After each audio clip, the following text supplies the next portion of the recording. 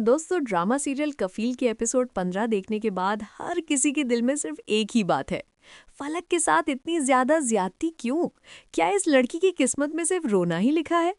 आज की वीडियो में हम एपिसोड 15 का मुकम्मल पोस्टमार्टम करेंगे और बात करेंगे उस एक सीन की जिसने सबके रोंगटे खड़े कर दिए। इस एपिसोड की शुरुआत ही काफी भारी थी। फलक, जो पहले ही हालात की चक्की में पिस रही थी, उसे अब उन लोगों की बातें सुननी पड़ रही हैं जिन पर उसने सबसे ज्यादा भरोसा किया था। सीन बाय सीन बात करें तो आज कफील का रवैया काफी मशकूक लगा।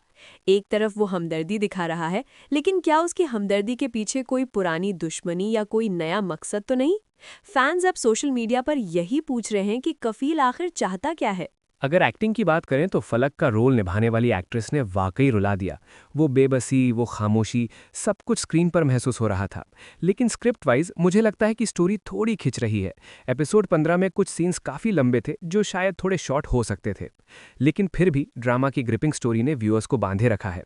सबसे बड़ा सवाल ये है कि फलक कब तक चुप रहेगी, कब तक वो इन जालिम लोगों के सामने सर झुकाए रखेगी। सबसे हैरानकुन बात वो थी जो एपिसोड के आखिर में दिखाई गई। वो फोन कॉल और वो राज जिसने सब कुछ बदल कर रख दिया।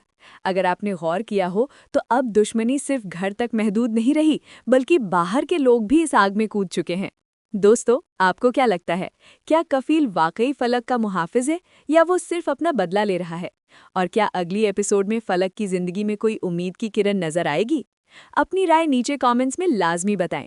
मैं सारे कमेंट्स पढ़ता हूँ। वीडियो पसंद आई हो तो लाइक का बटन दबाएं और चैनल को सब्सक्राइब कर लें ताकि अगली एपिसोड का रिव्यू आपसे मिस ना हो। अगली वीडियो तक के लिए अल्लाह हाफिज।